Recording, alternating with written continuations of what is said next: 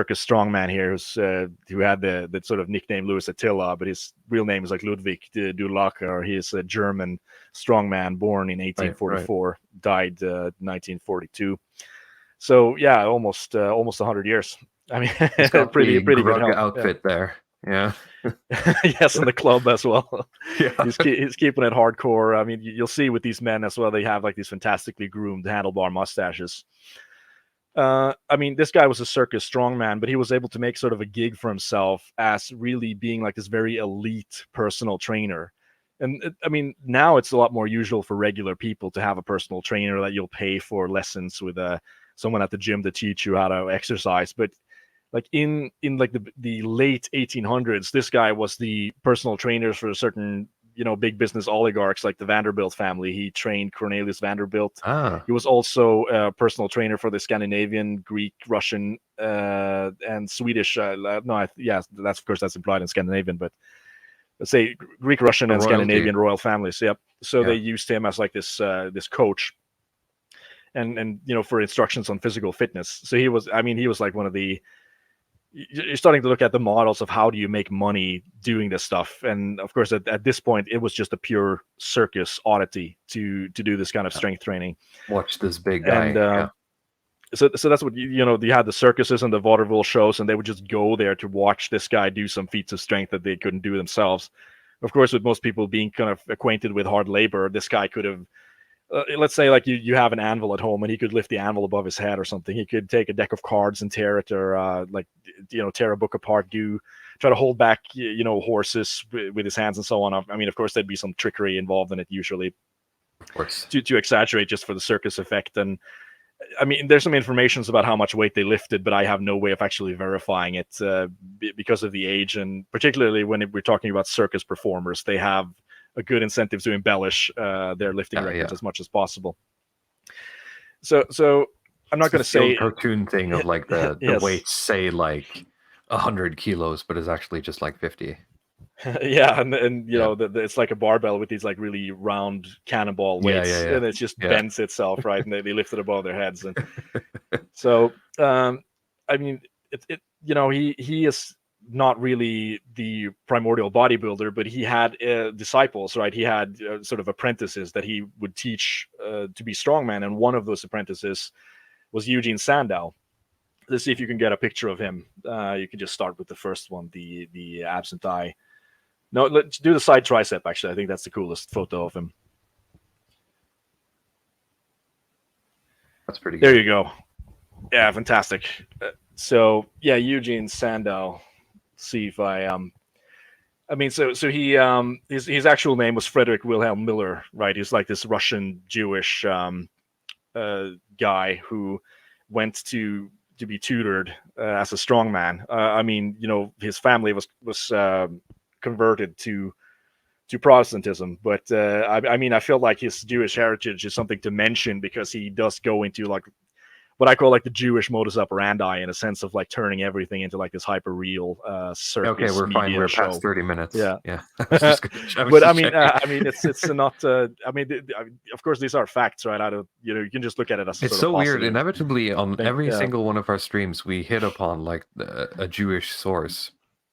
Yeah, it's a weird. I mean, I just thought it thing. was worth mentioning because I do think that the proliferation of bodybuilding as like this kind of hyper real media sensation that has been mainstreamed, it is in part a Jewish creation, at least in the direction that it has gone in, with the way that they will take media in general. Yeah. So I mean, this guy trained with Louis Attila. He went to London to do various strongman competitions. He was very successful. And he also then went on tour with a man named Florence Ziegfeld Jr., who was like this show promoter. And he sort of realized that after doing these shows, that people were actually more interested in his physique than they were in his lifts, basically. So they started to do what they call like this sort of physical display performances. I mean, you could look at some of his other photos. He's got some like maybe the abs and thigh one where, like people, this was not a normal physique at the time. It's quite unique to look like this. He was, I think, about 5'11", 5'10", maybe like 180 pounds. It doesn't sound very big, but I mean, at the time, if you imagine like the regular malnourished person who lived at at this point, extremely low body mass index, very, very slim. Yeah, I told you there would be nudity here, right?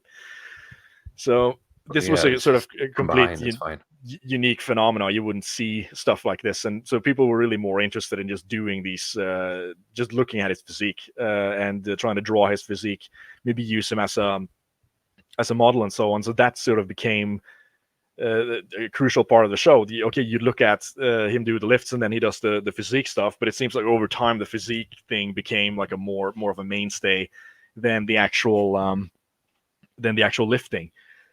So, and of course, this guy, I think, partly because of his heritage, he was very much into trying to kind of maximize the grift. I would say, I mean, I don't really have a better word for it around lifting. So he started his own magazine that was called like Eugen Sandow's Physical Culture magazine. He was, selling like these workout programs. Of course, this is not his magazine. This is the magazine released by Bernard McFadden, which is, of course, another character that we'll have to get involved with. But we look at some more of these. Just zoom in on some of these headlines on the what the articles are about. When a woman faces 35, 35. The voice of excellence helps you select a mate. Sleeping tablet nearly finished me. Have you grown up? How can you? I mean, I just love how like the this more is like things change, the more they stay the same. Yep. Yeah. I mean, this is like 1910 or something, and the headlines are already so clickbaity that it could have been today. So I guess some things change and some things just stay the same. But yeah, he tried to sell some gym equipment. He sold like one of these barbells that had the spring feathers in them that you had to do like these it's like these kind of fist crushers that you would see a lot of really kind of primitive equipment that he sold. And he even tried to not just make it about himself, but he wanted to have a sort of movement in a sense. And that's what you see with a lot of the characters who are involved in trying to popularize bodybuilding, is to create a kind of mass movement or to spread this idea of bodybuilding into a larger sphere. So, I mean, it took him basically 3 years to plan what would be the first bodybuilding competition. It's called the Great Competition. I don't know if you go back to the top of the folder. I think there's a I got it. The folder that's called the Greatest Competition. And it's it was called the Great Competition. And this is something that he poster for it. It's actually not the poster. This was like an illustration that was done after the competition to kind of display what was actually going on here. So there's a lot of manly activities going on. You have guys with handlebar mustaches. They're doing wrestling. We have fencing. They're jumping on the spring, and then you have the flexing competition, of course. I mean, this is Army gymnastics staff gave their usual good display. Yeah, that's what it says. Let's see if you can find the photo where they're doing the judging there. It's a black and white photo with. I see it. So if you can zoom in a little bit, you see on with the judge panel there on the left, you see Eugen Sandow with his handlebar mustache, and the man to the right of Eugen Sandow is actually Arthur Conan Doyle. Oh wow, really? Who's the author of Sherlock Holmes, by the way. And let's see, the last man is called Charles Laws, who is a sculptor, which is, I mean, that's what you had back then. You didn't have bodybuilding judges who were previous bodybuilders that were involved in this industry. Like, they actually brought in actual artists to sit and judge these because contests. They probably had an eye for the aesthetic, right? Exactly. This competition, I mean, it looks really small and boring when you look at this photo, but it's actually held in the Royal Albert Hall. So if you look at the photo, like there's a colored photo from the Royal Albert Hall. If you just switch to it, like, this is where it was held, inside of this, and the stadium was basically, it was packed. It was just completely packed with people who just wanted to look at these dudes with handlebar mustaches flex. If you go back again to the black and white photo, I'll try to explain a little bit on. So this is in 1901, and Eugen Sandow had gone through about 3 years of prep doing local competitions, like this sort of like local, let's say like Mr. Nottingham, Mr. Scotland and so on, trying to qualify about 106 people to show up for this competition, because you don't want people showing up who are basically ugly looking. It ruins the credibility. He and of course this is like pre-internet, so you have to realize how much goes into organizing something like this. Organizational work, yeah. Mm-hmm. Yeah, no, there's no like real. I don't know how far phones were along at this point, but I find it more and more interesting to look at how people organize things prior to the internet. And I mean, of course, the magazine and the printing press was huge, so he used that as a kind of you have the poster and you publish magazines with information. So a few facts about this competition.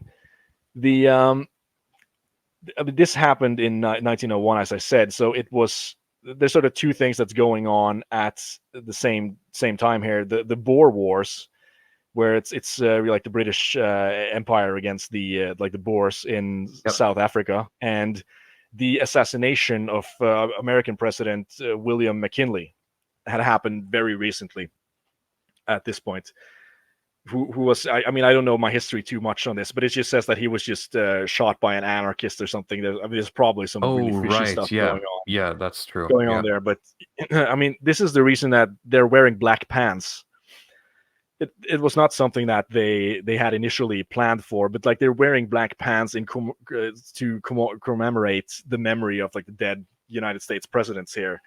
They also have like the loincloth, as you can see, like with the man with the glasses is like the furthest to the right. I mean, it looked absolutely ridiculous, apparently, but like, I mean, nobody questioned it considering the seriousness of the event.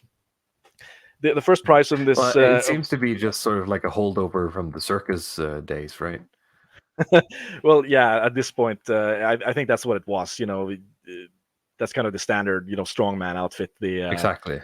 I mean, you could kind of take it back to Hercules, because one of the 12 lion pelt, one of the 12 the first labor is like slaying the Nemean lion, right? Yeah. And the pelt is apparently invisible, so Hercules used to sort of pelt to sort of create like armor for himself. I assume it's some pointer back it's to probably something to do with that. Yeah. Back to that. The first prize in the show was 1,000 guineas, which I didn't know, but that was actually a form of currency or a coin in the United Kingdom at the time. 1 guinea is 11 shilling, I think, which is like a little bit more than a pound. So I mean, it's quite a big prize at the time, and along with the 1,000 guineas, they would also be awarded a statue. It's basically a solid gold statue of Eugen Sandow that he has basically had a statue modeled after himself. And that has sort of been like every bodybuilding competition that has happened after this, even with the kind of IFBB Mr. Olympia competitions, the prize that you get is a statue of Eugen Sandow in gold. It still is kind of the standard up until this day. So they ended up with the 12 finalists that you see here. The winner of the competition was William Murray. Let's see. I think there's a picture of him in the folder. William L. Murray. Yeah, I have him here. Let me just bring it up. William L. Murray. Yeah. Yep. We gotta zoom in a little bit.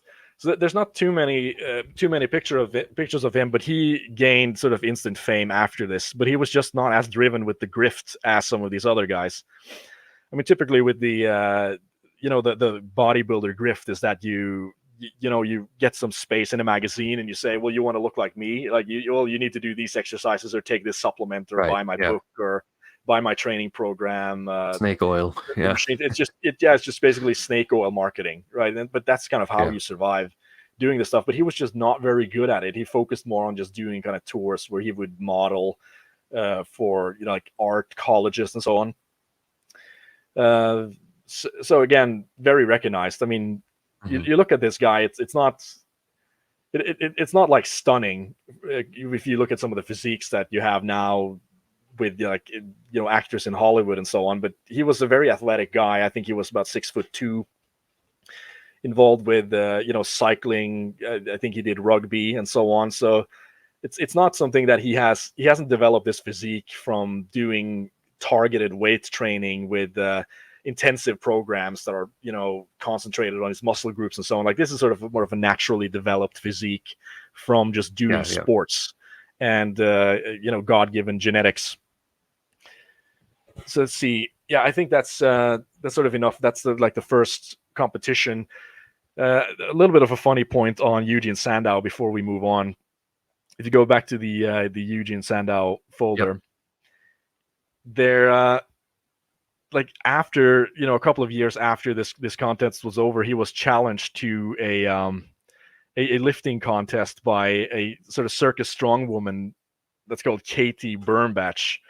Let's see if you can get some pictures of her, because here's some of the strong women lovers in the audience. Because I mean, I made this joke like before female abs, like before the tomboy abs, like you had this. I mean, this woman was sort of born into circus. She was one out of 14 children. I think she grew to about 6'1", 6'2", and she just had like this regular show of being a strong woman, where one of the attractions in the circus was that any man was allowed to come up and wrestle her, basically. Nice. I mean, and look, there's even room for 3 of you guys. Yes. I mean, you ought to wonder how many people showed up for just a snoo, basically, and not actually to show off. But she actually beat Eugen Sandow in a lifting contest where they tried to lift the sort of weight of 300 pounds over their head, and he wasn't able to lift it as tall as she was. I mean, of course, like, Eugen Sandow was about 5'9". He was not. I was going to say, he like, must have been a manlet. Yeah. he was a bit of a manlet compared to her, who's probably like 6'2", and she has like slightly high heels as well. So, I mean, it's just funny. She gained the sort of nickname, I think, Sandina after this, where that's like the female version of Sandow, just to mock him, basically. But I just thought it was a funny thing to include. There's a video in here as well. Yeah, there is. Actually, they were able to, with the primitive technology that they have, take some video capture of Eugen Sandow flexing. Super, super duper small, right? This is something you'd look at through these sort of kaleidoscope viewers. There's one of him where he does like he does a backflip, but I don't think he does that here. He just goes through these standard flexes. But I mean, his contribution, along with like the magazine and the creating the first competition, is also to kind of create the template for what it is a bodybuilder does, in the sense of like having the standard poses where you have the side triceps, and you have like the double biceps, the showing the abs, and because that's what's standard in a bodybuilding competition, is that you have to go through a set of mandatory poses, and then you can select a certain amount of poses that you've chosen for yourself to display the physique as you like. But he was very instrumental in creating kind of the standard for how these things are judged, is that you have to hit certain mandatory poses, and then they'll score you for points, and then based on this kind of like spreadsheet, they will they'll decide where you end up in the kind of prize hierarchy.